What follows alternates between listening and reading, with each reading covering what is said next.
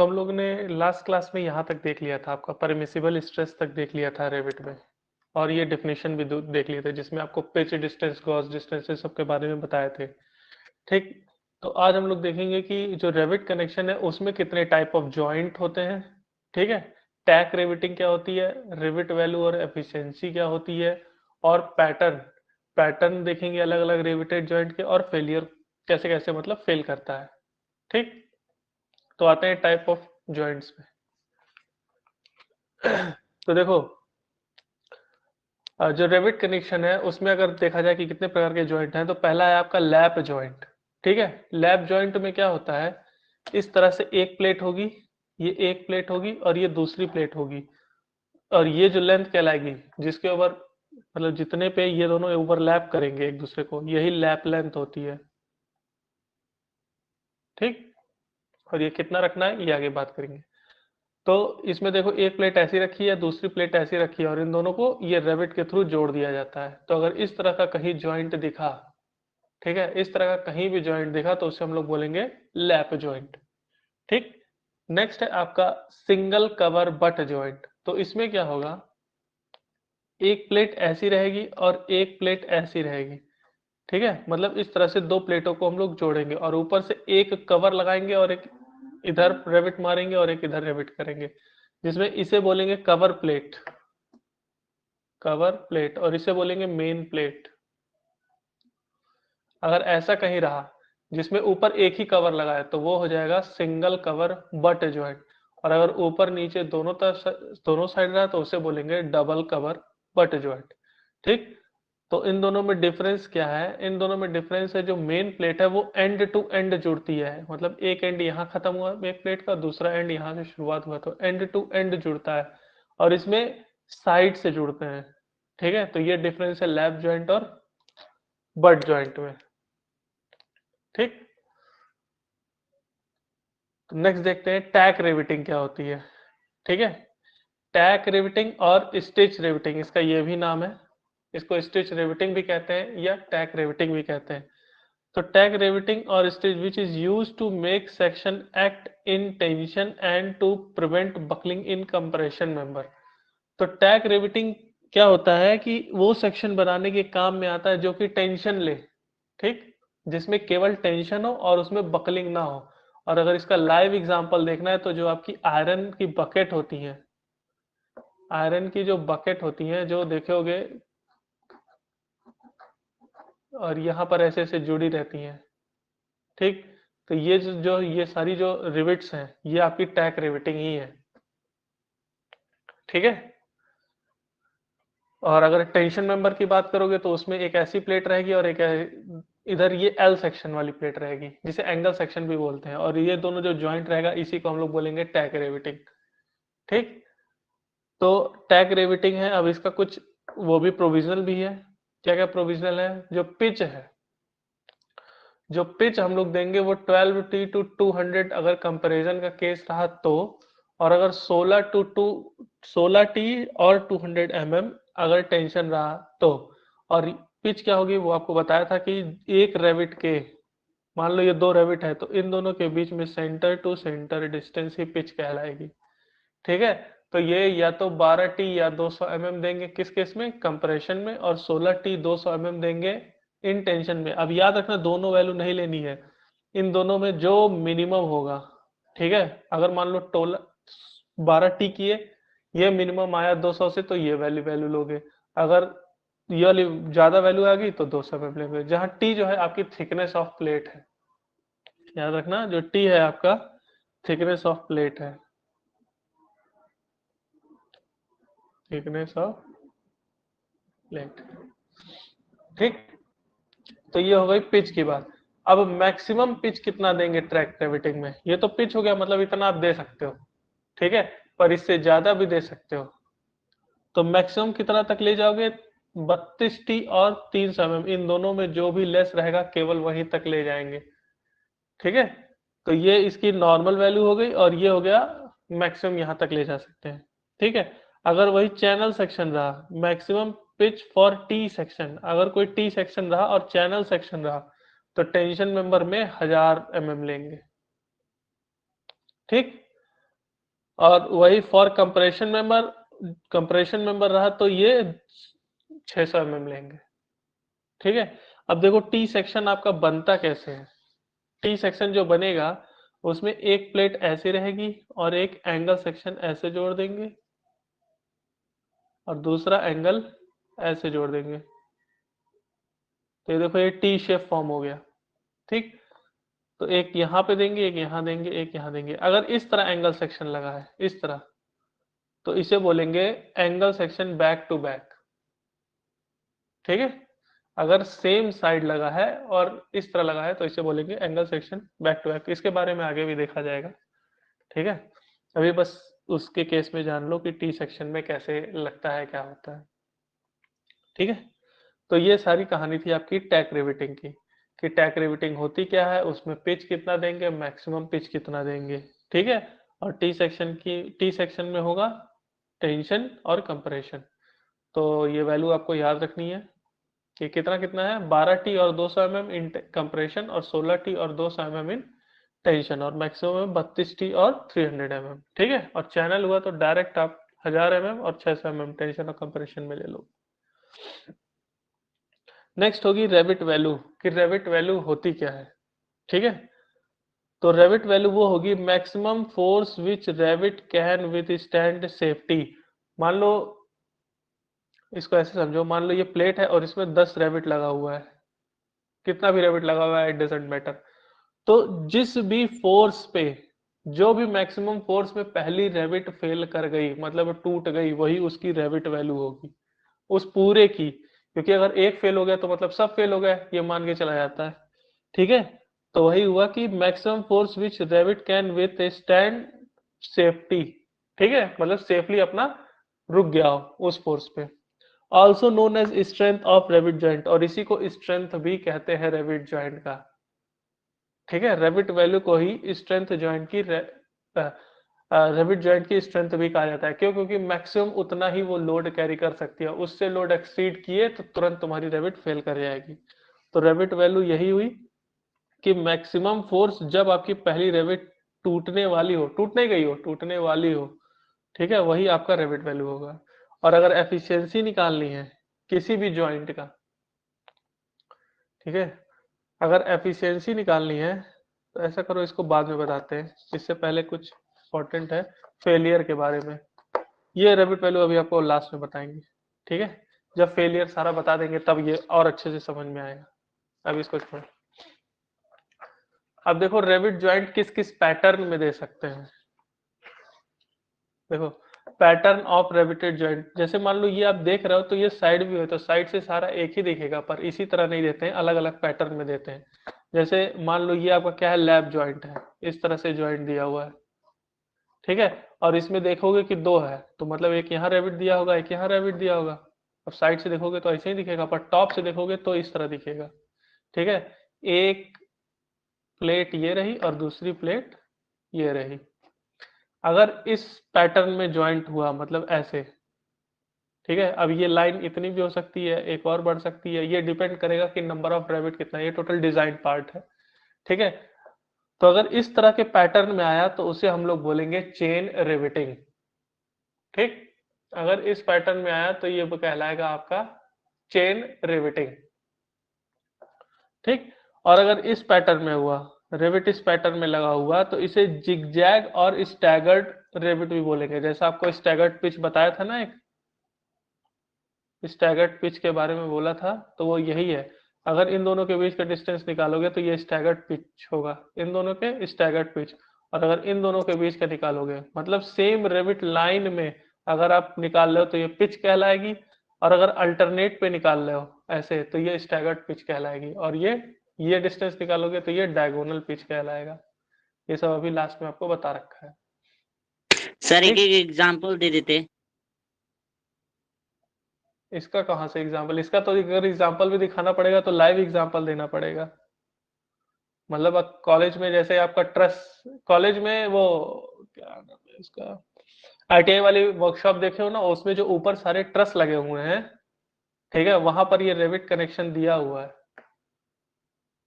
जैसे railway station पे जाते हो, रेलवे स्टेशन में बीम और कॉलम पे देखे होगे, कहीं बीम और कॉलम अगर अटैच है तो देखे होगे सिल्वर कलर का ऐसे गोल सा बना होगा, ठीक है, यही रेविट कनेक्शन है। इसका अगर लाइव इसका एग्जांपल भी देखना होगा तो लाइव ही दिखाना पड़ेगा, ठीक है, ऐसे नहीं पता चलेगा। Okay sir.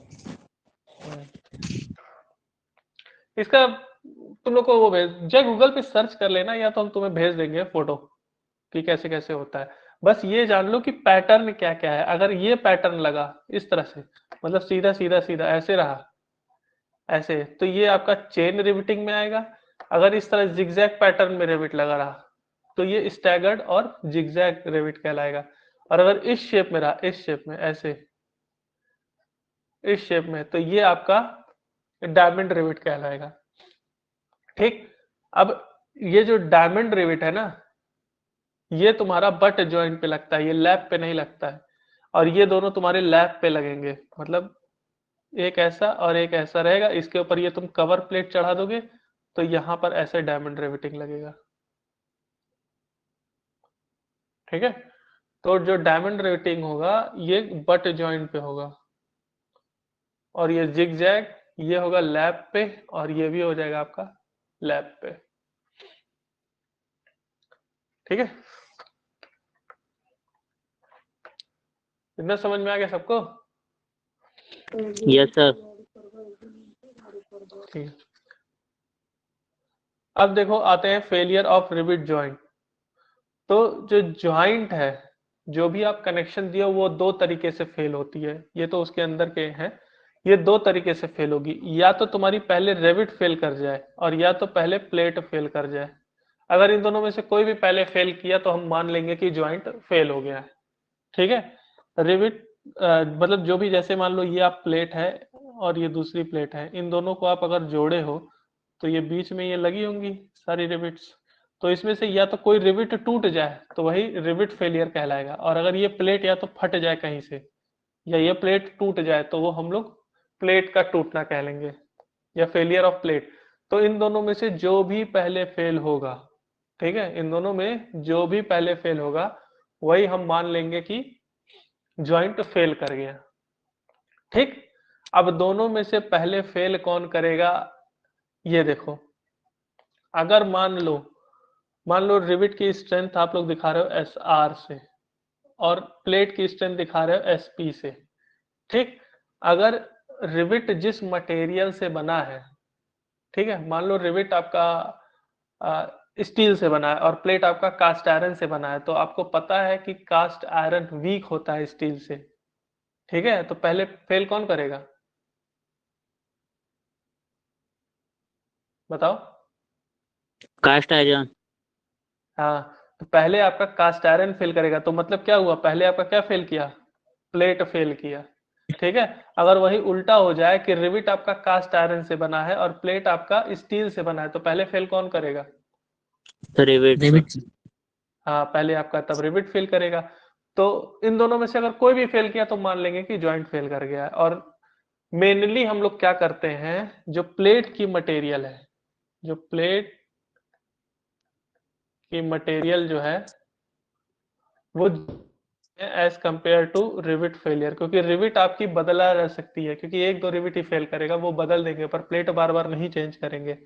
तो इसलिए रिविट का मटेरियल जो है कम रखेंगे, मतलब कम हार्ड रखेंगे। समझ में आया? ये बात ध्यान रखना आप लोग, ये कभी कभी पूछा भी जा सकता है कहीं भी कि रिविट का मटेरियल हम लोग हार्ड रखते हैं या प्लेट का। तो याद रखना हमेशा प्लेट जो है हार्डर रखा जाता है। इसके पीछे का रीजन है क्योंकि रिविट अगर फेल करेगा, क्योंकि जब रिविट दोगे तो इस तरह कई सारे दोगे ना, तो एक फेल करेगा, दो फेल करेगा, तीन फेल करेगा, तो रिविट तो हम लोग बदल लेंगे पर प्लेटवा नहीं ना पूरा बदलेंगे। तो इसीलिए हम लोग ये ध्यान रखेंगे कि क्या रहता है, ठीक।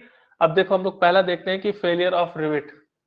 अभी जब रिविट फेल कर रहा है तो अगर रिविट फेल कर रहा है तो इसका मतलब क्या हुआ कि रिविट का मटेरियल है, जो रिविट मटेरियल है उसकी स्ट्रेंथ कम है प्लेट की मटेरियल से, तब रिविट फेल करेगा, ठीक है। अगर प्लेट की मटेरियल की स्ट्रेंथ रिविट से कम होगी तो प्लेट फेल करेगा, ठीक। कंफ्यूज नहीं ना हो रहे हो? नहीं सर। हाँ ठीक है। अब देखो इसमें देखो रिविट में कौन कौन सी फेलियर है। तो पहला है आपका शियर फेलियर ऑफ रिविट। ठीक है, शियर फेलियर ऑफ रिविट। इसमें क्या होगी, मान लो ये आपका रिविट लगा हुआ है, ठीक है, जब इसमें शियर फेलियर होगा तो ये कुछ इस तरह से टूटेगा, मतलब ये इस तरह से टूटेगा, इस तरह डायगोनली टूटेगा। ठीक है, अगर कभी भी आपका इस तरह से फेलियर, मतलब अगर कोई आप रेबिट देख रहे हो इस तरह इंक्लाइंड टूटा हुआ है, ठीक है, इस तरह के गैप देखे, तो ये आपका शियर फेलियर ऑफ रेबिट कहलाएगा। ठीक, नेक्स्ट है आपका बेयरिंग फेलियर ऑफ रिविट। तो बेयरिंग फेलियर क्या होगा, मान लो ये आपका रिविट है, ये परफेक्टली सर्कुलर होगा, अगर इसकी शेप कुछ इस तरह से हो जाए या इस तरह से हो जाए या इस तरह से हो जाए किसी भी कारण से, या तो आपकी जैसे मान लो प्लेट ऐसे लगी है, प्लेट इस तरफ आप खींच रहे हो तो ये अगर इस तरह से मुड़ जाए, सर्कुलर की बजाय एलिप्स या ऐसे कोई यूनिफॉर्म कोई डिस्टॉर्टेड शेप ले ले, अगर इस तरह का फेलियर आपको दिखा कहीं, ठीक है, तो वो बियरिंग फेलियर कहलाएगा। मतलब कि आपका जो रिविट है वो इस शेप में आके टूट जाए तो वो बियरिंग फेलियर कहलाएगा, और अगर ये सर्कुलर में ही हो के ऐसे टूटे तो ये शेयरिंग फेलियर कहलाएगा। ठीक है, तो ये टू टाइप के फेलियर होते हैं आपके रिविट में। अब प्लेट में कौन कौन सा फेलियर होता है वो देख लो। ठीक है, तो यहाँ वही चीज लिखी हुई है कि अगर प्लेट मटेरियल ऑफ जो इस प्लेट की स्ट्रेंथ है वो अगर कम है रिविट से तो ये टूटेगा, या फिर कह सकते हो कि अगर ग्रेड ऑफ प्लेट कम है as compare to grade of rivet तो ये फेल करेगा। सॉरी। सर ग्रेड क्या है इसमें?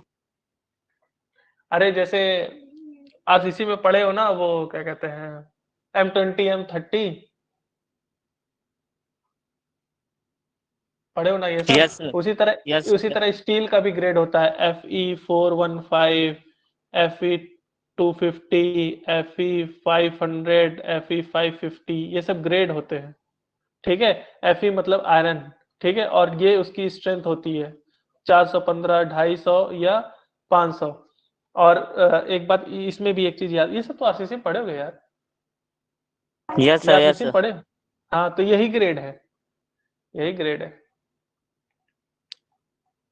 ठीक है, तो रेविट में पता चल गया ना, रेविट अगर हो रहा हो तो उसमें शियर और बेयरिंग होगा, और प्लेट में देखो कितने प्रकार के होते हैं।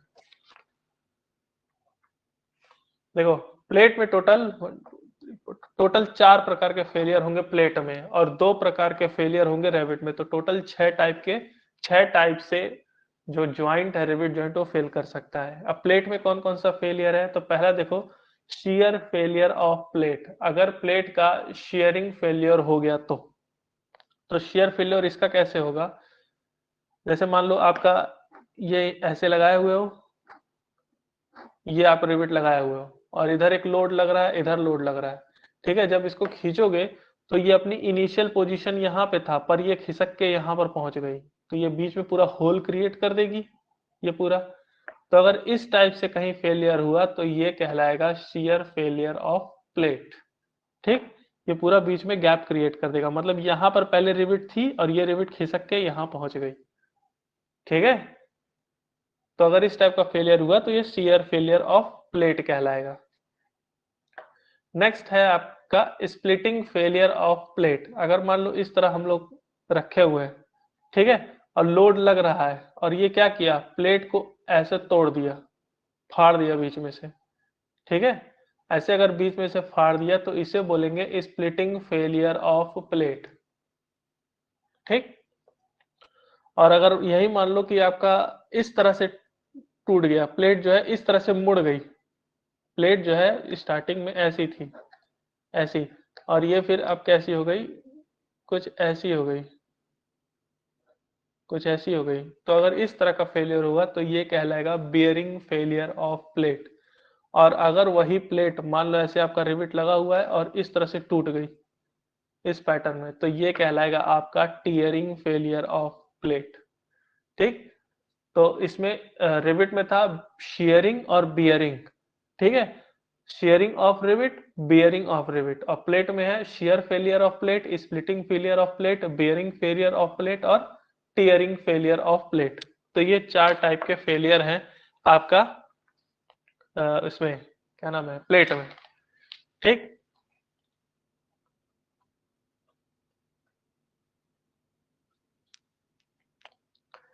अब देखो ये जो है, ये sharing failure of plate, bearing failure of plate, और ये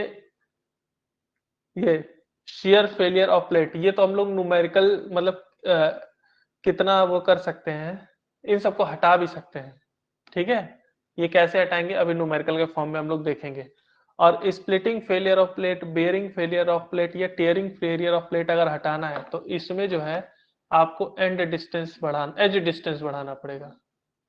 इसमें एज डिस्टेंस बढ़ा दो तो ये फेलियर अवॉइड होगा, इसमें भी आप एज डिस्टेंस बढ़ा दो, सॉरी एज डिस्टेंस अगर बढ़ा दिए तो ये फेलियर अवॉइड हो जाएगा, एज डिस्टेंस इसमें भी बढ़ा दिए तो ये फेलियर अवॉइड हो जाएगा, और इसमें अगर एंड डिस्टेंस बढ़ा दिए तो ये फेलियर अवॉइड हो जाएगा। समझ में आया?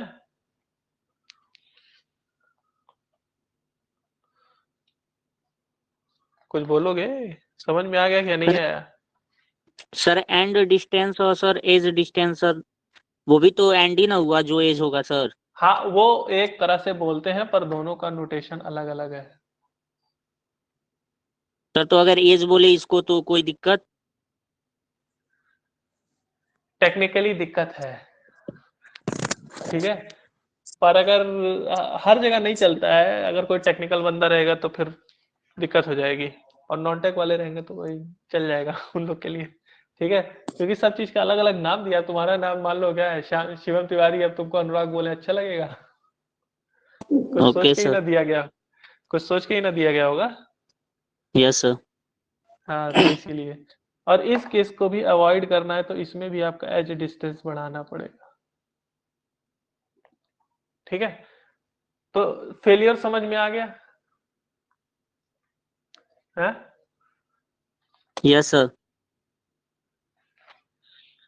ठीक है, जब फेलियर समझ में आ गया तो आगे देखते हैं कि फेलियर को अवॉइड कैसे करते हैं। अभी याद रखना, आपको एक चीज नहीं बताया, इसमें एफिशिएंसी और रेविट वैल्यू समझा दिया था, पर अभी और क्लियरली समझाएंगे। रेविट वैल्यू यहाँ से और क्लियरली समझ जाओगे आप लोग। कहाँ गया वो? हम्म,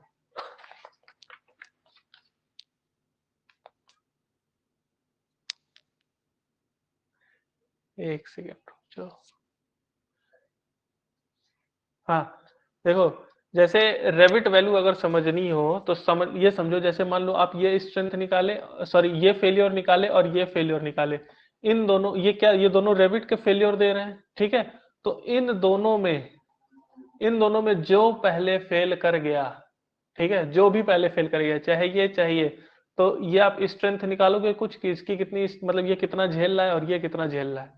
जितना ये झेल रहा होगा, अगर मान लो शियर जो है 10 किलो न्यूटन झेल रहा है और ये जो है 20 किलो न्यूटन झेल रहा है, तो मतलब अगर आप 10 किलो न्यूटन मतलब 9 किलो न्यूटन लगाओगे तब तो सेफ रहेगा, 10 लगाओगे तब भी सेफ रहेगा। अगर 10.1 कर दिए तो शियर फेल्योर आ गया रेविट में, तो यही जो है रेविट वैल्यू हो जाएगी। तो रेविट वैल्यू यही हो जाएगी, ठीक है, कि कितना वो मैक्सिमम बियर कर सकता है विदाउट फेलियर। ठीक है, तो रेविट वैल्यू समझ में आई? Yes sir. ठीक है, अभी आप लोग को एफिशिएंसी जो है बाद में बताएंगे, एफिशिएंसी क्या होती है। तो इतना हो गया। अब देखो, हम लोग एक एक चीज पे आते हैं। आप देखते हैं पहले कि कितनी हम लोग स्ट्रेंथ रखें, या कह सकते हो failure to avoid in shearing of rivet. यहाँ याद रखना शेयरिंग ऑफ रिबिट चल रही है, ठीक है, जो ये पहले आप लोग देखे थे, फेलियर ऑफ रिबिट में शेयर फेलियर ऑफ रिबिट है, तो वहां की, तो अगर किसी रेबिट की शेयरिंग स्ट्रेंथ निकालनी है कि वो उस पर कितना स्ट्रेंथ आ रहा है, तो देखो ये फॉर्मूला आपको बाद में बताएंगे, उससे पहले एक चीज समझ लो। जैसे सोम में आप लोग पढ़े होगे ना, stress is equal to force per unit area, ठीक है, तो यहां से आप लोग को फोर्स क्या कह लोगे, force is equal to stress into area, ये कहते हो। ठीक, तो अब जितनी भी स्ट्रेंथ निकालोगे तो स्ट्रेंथ को हम लोग फोर्स ही तो एक तरह से कहेंगे, ठीक है, तो जो स्ट्रेंथ होगी वो एक तरह से कह सकते हो कि उतना जितना फोर्स आ रहा होगा उतनी उसकी स्ट्रेंथ हो गई, अगर वो बियर कर जा रहा है तो अगर स्ट्रेंथ निकालनी होगी तो हम लोग क्या करेंगे, स्ट्रेस इनटू एरिया से मल्टीप्लाई करेंगे। तो ये देखो, पहला है आपका sharing strength of all rivet. अब यहाँ दो चीज है, ऑल रिविट या सिंगल रिविट, दो टर्म आते हैं, यहाँ ऑल रिविट लिखा हुआ है। तो अगर ऑल रिविट निकालना होगा तो ये क्या है आपका, ये फोर्स हो गया, ये क्या हो गया, पाई by 4 into D H square, ये हो गया आपका एरिया, और ये क्या है स्ट्रेस। और ऑल रिविट की बात कर रहे हो तो एन से मल्टीप्लाई करोगे, इसमें एन क्या है, नंबर ऑफ रिविट। और अगर सिंगल रिविट की बात करोगे तो एन की वैल्यू 1 हो जाएगी। ठीक है, तो ये जो फॉर्मूला लिखा है ये इसी बेस पे लिखा है, इस बेस पे force is equal to stress into area, force is equal to stress into area. तो पीएस यानी strength of rivet is equal to N pi by 4 into D H square into F S. यहाँ D H है आपका dia of hole और gross dia of rivet. ठीक, और ये कैसे निकालेंगे, अगर डी की वैल्यू 25 से, मतलब डाया ऑफ रिविट या फिर शैंक डाया, अगर उसकी वैल्यू 25 के बराबर या उससे कम होगी तो डी में 1.5 ऐड कर देना, और अगर डी की वैल्यू 25 mm से ज्यादा होगी तो उसमें डी 2 ऐड कर देना, तो ये डाया ऑफ होल दे देगा। और जहां तुम्हारा एन है टोटल शेयरिंग प्लेन, ठीक है, टोटल शेयरिंग प्लेन, अब ये क्या होता है आपको बताएंगे। और एफएस है आपका permissible shear strength in rivet. ठीक, permissible shear strength in rivet. अब देखो, अगर WSM यूज करोगे, ठीक, WSM यूज करोगे तो ये 100 MPa है, 100 मेगा पास्कल। और ये आपको जब स्टार्टिंग होगी तो परमिसिबल स्ट्रेंथ सबकी दिखा रहे थे ना, ये वहां से आई है। और अगर लिमिट स्टेट है, ठीक, लिमिट स्टेट है तो FU upon under root 3 into gamma MO, जहां गामा MO है आपका पार्शियल फैक्टर ऑफ सेफ्टी जिसकी वैल्यू होती है 1.25, और FU है आपका अल्टीमेट स्ट्रेंथ। ठीक, तो याद रखना अगर शेयरिंग स्ट्रेंथ ऑफ रिविट निकालना है यही फॉर्मूला लगेगा, बस ये चीज ध्यान रखना, WSM से निकाल लो कि LSM से निकाल लो। अगर WSM निकालोगे पेपर में आपके दिया रहेगा, वैसे आप लोग को लिमिट स्टेट ही पढ़ना है, ठीक है, और दोनों चीज जान रखो। अगर WSM से निकालना होगा तो ये लगा देंगे, और LSM से निकालना है तो सीधे ये लगा देंगे, और जहां गामा एमओ होगी उसकी वैल्यू हो जाएगी 1.25। ठीक, तो और FU क्या है आपका अल्टीमेट स्ट्रेंथ, तो वहां से आपको निकलेगा शियर स्ट्रेंथ ऑफ रिविट। ठीक, अब एक चीज और आपको बता दे रहे हैं, यहाँ पर ये एरिया क्यों लिया है। आप कह सकते थे प्लेट की भी तो एरिया ले सकता था, या फिर जहां ये फट रहा है वहां के भी तो एरिया ले सकता था, पर आपको यहाँ पर एक चीज बताया है कि शियर स्ट्रेंथ फेलियर में क्या देखते हैं हम लोग, इसका डाया देखते हैं, क्योंकि ये डाया के अलोंग ही फेल करता है, इसीलिए यहाँ पर ये डाया यूज हुआ है। ठीक है, समझ में आ गया ना। Yes sir. नेक्स्ट देखते हैं बियरिंग स्ट्रेंथ ऑफ रिविट। तो जब बियरिंग स्ट्रेंथ ऑफ रिविट देखेंगे तो इसमें क्या हो रहा है, इसमें देखोगे ये एरिया जो है चपटा हो जा रहा है। ठीक, तो इसमें अब इसमें देखो यहाँ पर एरिया बदल गया, वहां पर क्या ले रहे थे, जो शेयरिंग में ले रहे थे तो इसका एरिया ले रहे थे पाई by 4 into D H square, क्योंकि जो भी चीज हो रही थी वो होल पे काम हो रही थी। अभी क्या है, इसका होल जो है कुछ इस तरह से चेंज हो गया है, तो इसमें जब हम बात करेंगे तो dia of hole into thickness of plate की बात करेंगे। ठीक, तो बियरिंग स्ट्रेंथ जब निकालेंगे तो वो हो जाएगा N into D H into T into F B. यहाँ FS में डील हो रहा था, एक चीज यहाँ सही कर लो, यहाँ लिखा तो है ये FS है, FS मतलब परमिसिबल शियर स्ट्रेंथ इन रिवेट, और FB क्या हो जाएगा, परमिसिबल बियरिंग स्ट्रेस। ठीक, तो यहाँ जो N है वो टोटल नंबर ऑफ रिविट है, और T जो है थिकनेस ऑफ थिनर प्लेट। ठीक है, थिकर नहीं थिनर, जो भी आपकी पतली प्लेट होगी वो T है, उसको T लेंगे। DH आपका डायाफोल है, और FB आपका परमिसिबल बियरिंग स्ट्रेस, और इसकी वैल्यू लेंगे 300। ठीक, अब नेक्स्ट है आपका tearing strength of main plate. ये दोनों तो था आपका रेविट का, ठीक है, मतलब एक ये था और एक ये था। अब फेलियर ऑफ प्लेट में आपका ये वाला देखा जाएगा टीयरिंग। ठीक, तो टीयरिंग ऑफ प्लेट में टीयरिंग ऑफ प्लेट में, तो यहाँ प्लेट की बात हो रही है, इस वाले सेक्शन को देखना, प्लेट की बात हो रही है, ठीक है। तो इसमें क्या किया है, प्लेट के लिए क्या किया है, प्लेट की स्ट्रेंथ निकालने के लिए पहले एरिया निकाला है। तो एरिया में क्या किया है, एरिया में देखो यहाँ पर क्या किया है कि सपोज कर लो इसकी टोटल विड्थ है, मतलब इसकी टोटल चौड़ाई b है, तो b माइनस इसमें मान लो 10 जितने भी रेविट होंगे n इंटू डी, मतलब आपको प्लेट की स्ट्रेंथ चाहिए ना, तो होल तो माइनस कर दिए, टोटल में से जितने भी होल हैं उन सबको माइनस कर दिए, तो ये बी आ गया और इंटू टी, तो ये हो गया एरिया, और यहाँ पर एफ टी हो जाएगा। एफ टी क्या है, परमिसिबल स्ट्रेस इन टीयरिंग और टेंसाइल, ठीक। जिसमें बी क्या है, width of plate, N is number of rivet along rivet line. अब इसमें ये चीज ध्यान देना पड़ेगा आपको कि एक रिविट लाइन का एन है, अगर मान लो यहां पर निकाल लो तो यहाँ एन की वैल्यू 1 हो जाएगी, यहां निकालोगे तो एन की वैल्यू 2 हो जाएगी, यहां निकालोगे तो एन की वैल्यू 3 हो जाएगी। तो एन क्या लोगे, तो ये आपको देखना पड़ेगा कि कौन से में आप टीयरिंग निकाल रहे हो, यहाँ पर कि यहाँ पर या यहाँ पर, ठीक। तो एन हो जाएगा number of rivet along rivet line, rivet line भी आपको बताया था कि क्या होता है। डीएच है आपका dia of hole, T is thickness of plate, यहाँ ये भी ध्यान रखना, यही चीज लगेगा थिनर प्लेट वाला कॉन्सेप्ट। और एफ टी क्या है आपका, परमिसिबल स्ट्रेस इन टीयरिंग और टेंसाइल, ठीक।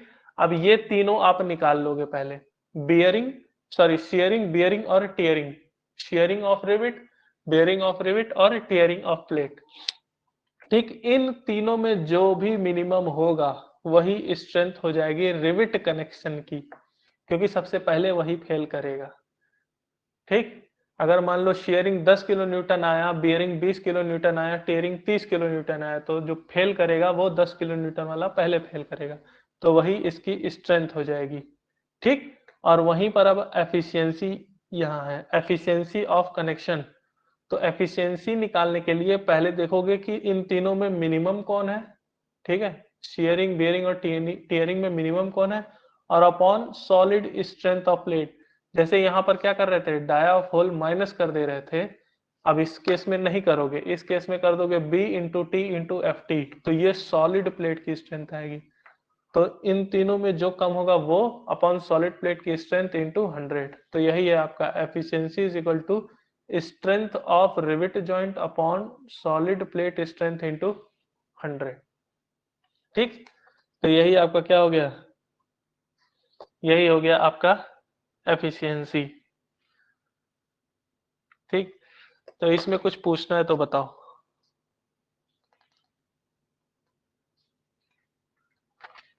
इसमें किसी पॉइंट पे किसी को कुछ पूछना है, किसी भी पॉइंट पे।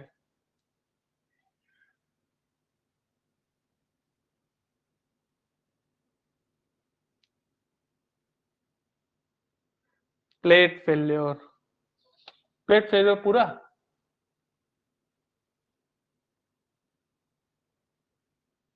चलो ठीक है देख लो, ठीक है।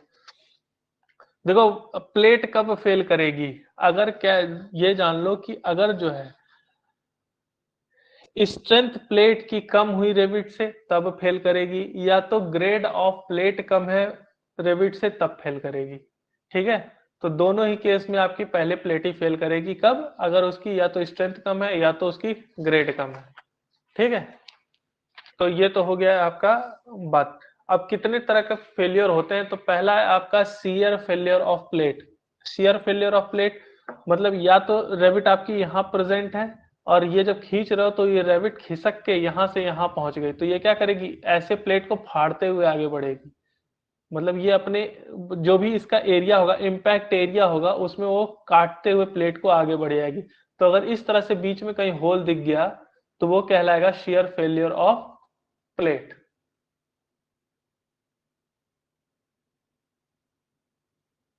ये शियर फेल्योर प्लेन है, अभी वो दिखाएंगे, वो बता देंगे क्या होता है, समझ लो शियर फेल्योर प्लेन क्या होता है। जैसे मान लो आप ये लैप जॉइंट दे रहे हो, अगर ये आप कनेक्शन दिए तो यहाँ पर एन की वैल्यू ये हो जाएगा, क्योंकि फेल तो यहीं से करेगा ना, जहां ज्वाइंट होगा वहीं से टूटेगा, तो इसमें एन की वैल्यू 1 होगी, ठीक है। और अगर मान लो इस तरह रहा, इस तरह रहा, इस तरह से जो है, तो यहां से या तो यहां से या तो यहां से, दोनों में से कहीं से भी टूटेगा तो इसमें n की वैल्यू 2 हो जाएगी, क्योंकि इसमें शियर फेलियर प्लेन 2 है। ठीक है, तो ये n होता है शियर फेलियर के केस में। ठीक है, अब शियरिंग फेलियर ऑफ प्लेट, तो ये आपका हो गया। नेक्स्ट है आपका स्प्लिटिंग फेलियर ऑफ प्लेट। तो स्प्लिटिंग फेलियर में क्या होगा, ये जो है मान लो इस तरह से आपका बना हुआ है कनेक्शन। ठीक है, इस तरह से कनेक्शन बना हुआ है, तो जो प्लेट होगी वो इस तरह से पहले यहां से हल्की सी क्रैक आएगी, और फिर ये जो है ये हिस्सा यहां पहुंच जाएगा, और ये प्लेट आपकी ऐसे टूट गई, मतलब प्लेट जो है बीचों बीच फट गई। ठीक है, अगर इस तरह से हुआ तो इसे कहेंगे स्प्लिटिंग फेलियर। और यहाँ इस केस में आपका जो पहले इस तरह से प्लेट थी, और फिर लोड के कारण ये इस तरह से हो गई। ठीक है, कुछ ऐसे शेप में चेंज हो गई, या ऐसे शेप में चेंज हो गई, किसी भी एक शेप में अगर चेंज कर गया अपना एज, तो वो बियरिंग फेलियर ऑफ प्लेट कहलाएगा। और टीयरिंग फेलियर क्या होता है, जैसे आप लोग की बाइंडिंग वाली बुक्स होती हैं, उसका पेज फाड़ दो, मतलब जहां बाइंड हुआ है वहां से पेज फाड़ दो, तो कुछ इस तरह से फटेगा, ये आपका पेज हो गया, और कुछ इस तरह से फट जाएगा। तो उसी तरह इसमें भी क्या होता है, जैसे ये पूरा रेविट लगा हुआ है, अब जब ये टूटेगा तो ये इस तरह से टूट जाएगा। तो अगर इस तरह से फेलियर हुआ तो ये कहलाएगा टीयरिंग फेलियर ऑफ प्लेट। ठीक है, समझ में आ गया प्लेट का फेलियर।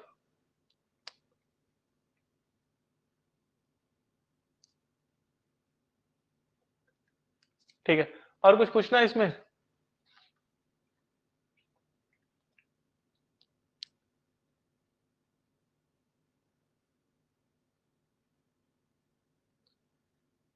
हाँ, क्या पूछना है बताओ।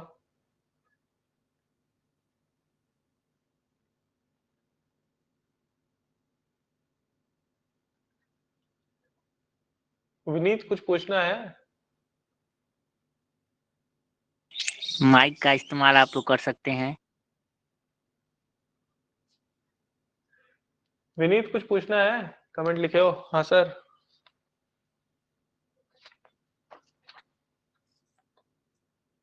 चलो ठीक है, अब ये भी एक देख लो, फिर नेक्स्ट क्लास से आपका न्यूमेरिकल देखेंगे। ठीक है, अब देखो पिच कितना रखेंगे, एंड कितना रखेंगे, एज डिस्टेंस कितना रखेंगे। तो पिच जो है, minimum pitch and minimum gauge, मतलब आप मिनिमम कितना रखोगे ही रखोगे। तो तीन कंडीशन आपकी चेक करनी पड़ेगी जब भी आप पिच रखोगे या पी की वैल्यू डिफाइन करोगे, तो तीन कंडीशन देखनी पड़ेगी आपको हमेशा। मिनिमम कितना रखना है, मैक्सिमम कितना रखना है, और एक्सियल या टेंशन है तो कितना रखना है। तो मिनिमम पिच आप रख जो भी होगा वो रखोगे आप लोग 2.5 टाइम ऑफ डी। और ये इंपॉर्टेंट है, डायरेक्ट पूछ लेता है जेई में भी, कि मिनिमम पिच या मिनिमम गॉज कितना होगा। तो वो कितना होगा, 2.5 टाइम ऑफ डी। याद रखना यहाँ डीएच नहीं है, यहाँ डी है, नॉमिनल डाया ऑफ रेविट। ठीक है, तो मिनिमम रखोगे आप लोग 2.5 डी। और या तो कंप्रेशन और टेंशन के केस में, अगर कंप्रेशन रहा तो 12 टी और 200 जो भी इसमें कम होगा, और अगर टेंशन हुआ तो 16 टी और 200 mm। ठीक, और मैक्सिमम पिच कितना रखोगे, 32 टी और 300 mm। इन तीनों में से जो भी कम, इन दोनों में से जो भी कम हुआ। तो पिच की तीन कंडीशन है, पहला, दूसरा और तीसरा। तो जो भी आप पिच की वैल्यू लोगे वो तीनों सेटिस्फाई करनी चाहिए, मतलब इससे कम नहीं होनी चाहिए, इससे ज्यादा नहीं होनी चाहिए, और अगर कंप्रेशन टेंशन का केस दे दिया है तो इसके इसके आसपास होनी चाहिए। ठीक है, तो ये पिच रखोगे। और अगर स्टैगर्ड पैटर्न रहा, ठीक है, ये तो नॉर्मल केस के लिए है, चेन दिए या डायमंड दिए। अगर स्टैगर्ड पैटर्न रहा तो मैक्सिमम पिच जो है 18 टी या 24 टी, मतलब 18 टी और 300 mm, 24 टी या 300 mm, इन दोनों में से जो भी मिनिमम रहा। तो ये भी आपका इंपॉर्टेंट है। ठीक है, ये समझ लो, ये डिजाइन जब आप डिजाइन करोगे तो वहां काम आएगा। और या फिर कभी कभी क्वेश्चन में नहीं दिया होगा, या फिर आपको पूछ लेगा कि पी कितना देना है, तो वो ये सब यूज करके ही आप लोग निकालोगे, और ये सब कोड में दिया हुआ है। ठीक है, तो पिच देख लो, पिच आप मिनिमम दोगे 2.5 डी, अगर कंप्रेशन का केस रहा तो 12 टी और 300 mm, टेंशन का केस रहा तो 16 टी और 200 mm, और मैक्सिमम पिच आप 32 टी और 300 mm रखोगे। और अगर वही स्टैगर्ड पैटर्न रहा तो 18T और 300 mm कंप्रेशन में, और टेंशन में 24T और 300 mm। तो ये सारी आपकी कहानी थी पिच की। ठीक, अब आते हैं end distance and edge distance पे। तो मिनिमम रखना है आपका 1.5 इंटू DH अगर मशीन कट एलिमेंट यूज किया गया, मतलब आप मशीन की मदद से अगर दे रहे हो तो मिनिमम जो रखोगे 1.5 DH, और यहां याद रखना ये DH डाया ऑफ होल है, पिच नहीं। ठीक, तो मिनिमम 1.5 टाइम DH रखेंगे, और अगर हैंड कट है मतलब हम हाथ से कर रहे हो, मशीन से नहीं हाथ से कर रहे हो, तो 1.7 टाइम DH रखेंगे।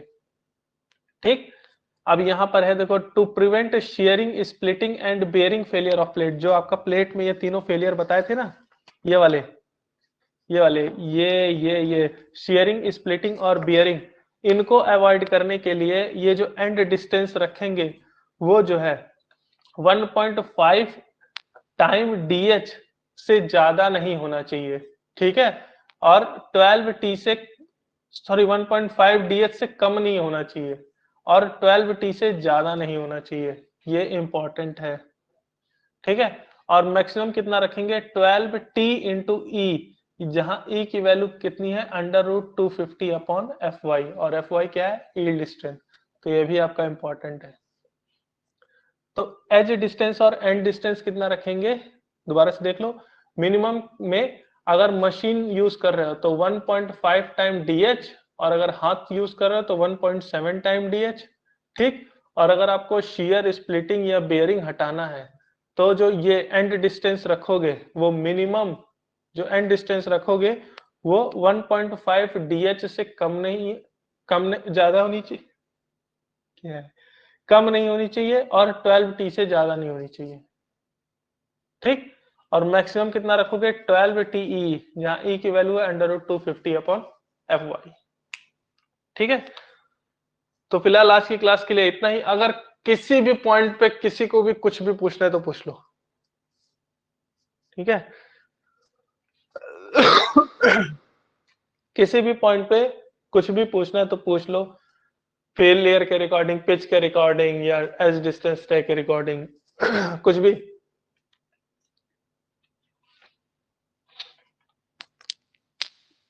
कुछ पूछना है एटलीस्ट यस और नो तो बोल दो।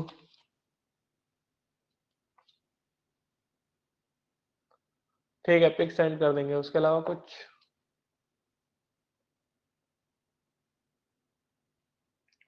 ठीक है, फिर क्लास यही एंड कर रहे हैं। नेक्स्ट क्लास में इसका न्यूमेरिकल देखा जाएगा। ठीक है, इसका न्यूमेरिकल देखा सर जाएगा कि कैसे कर। हाँ बोलो। वो इंट्रोडक्शन वाले क्लास में बताए थे डक्टिलिटी और ब्रिटलनेस का प्लास्टिसिटी और इलास्टिसिटी से रिलेशन करके, तो हाँ, वही बता। एक सेकंड रुक जाओ।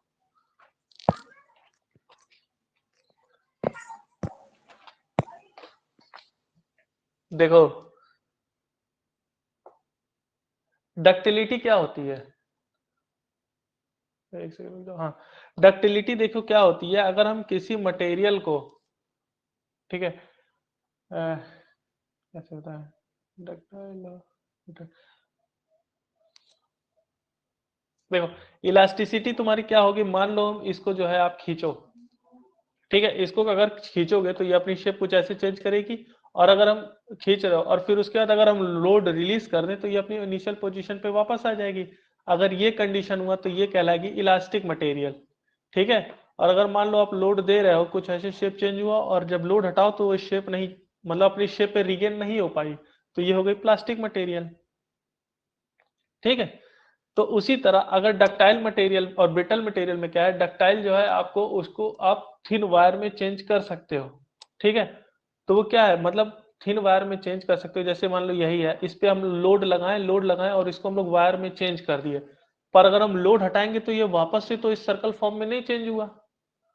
ठीक है, तो वापस से जब इस सर्कल फॉर्म में नहीं चेंज हुआ तो ये क्या होगा, ये प्लास्टिक मटेरियल हो जाएगा।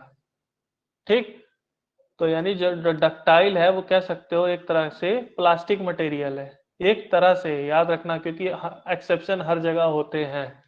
ठीक है। और उसी तरह अगर मान लो जैसे आप चौक लिए, चौक को जब आप लोड अप्लाई करोगे तो अगर इसकी मान लो 10 सेंटीमीटर इसकी लेंथ है, तो ये क्या होगा, एक समय आएगा जब ये टूट जाएगी। सपोज कर लो 5-5 सेंटीमीटर में टूट गई, अब जरूरी नहीं है 5-5 पे ही टूटे, मान लो 5-5 पे टूट गई, ठीक। तो अब अगर मान लो ये जो है 1 किलो न्यूटन, 1 न्यूटन पे ही टूट गई है, ठीक है। तो अगर 1 किलो न्यूटन से कम लोड लगाते, सपोज कर लो 0.9 न्यूटन ही लोड लगाते, तो इसमें कुछ टेंशन आती, पर अगर 9 टूटता नहीं, पर अगर 0.9 न्यूटन पे आप हटा दोगे तो ये क्या करेगा, उतने भी शेप पे रहेगा, अपना शेप तो चेंज करेगा ही नहीं, ठीक है। तो यानी ये जो है एक तरीके से इलास्टिक मटेरियल हुआ। तो यही दोनों में है कि मतलब डक्टाइल मटेरियल को एक तरह से हम लोग प्लास्टिक मटेरियल बोल सकते हैं, और ब्रिटल मटेरियल को एक तरह से इलास्टिक मटेरियल बोल सकते हैं, ठीक है। तो यही उस दिन बताए थे। और कुछ जानना है?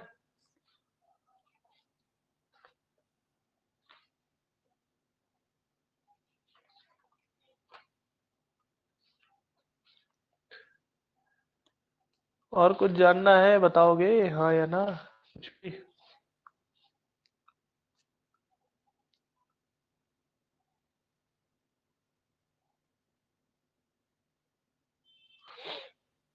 ठीक है, फिर क्लास यहीं एंड कर रहे हैं, और जो इसका जितना भी है आपको सब भेज देंगे, ठीक है। Thank you everyone.